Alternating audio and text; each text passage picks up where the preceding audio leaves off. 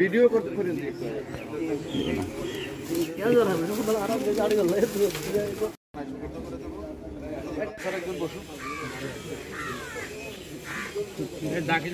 আচ্ছা, আমরা আজকে গোপন সংবাদের ভিত্তিতে বিক্রয় নিষিদ্ধ অর্থাৎ খোলা বাজারে বিক্রয় নিষিদ্ধ সয়াবিন তেলের খবর মানে গুদামজাত করা আছে এই ধরনের আমরা খবর পাই গোপন সংবাদের ভিত্তিতে, এবং আমরা এসে সত্যতা পাই।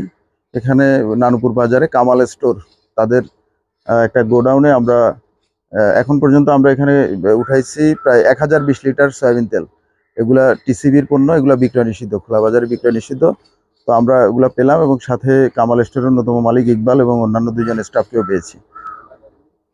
আচ্ছা, আপনাদের এই যে তেল যেগুলো জব্দ করছেন সেগুলো কি করবেন আর মামলা হচ্ছে কি?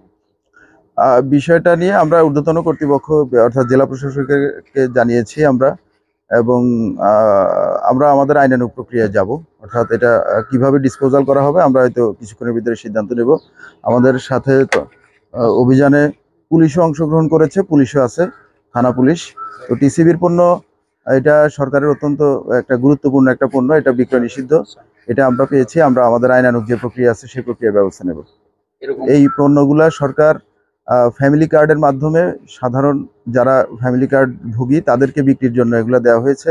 এগুলা খোলা বাজারে বিক্রয়ের জন্য কোনোভাবেই নয়। সুতরাং এই ধরনের কোনো খবর পেলে পরবর্তীতে আমরা এরকম কঠোর আইনানুগ ব্যবস্থা গ্রহণ করব।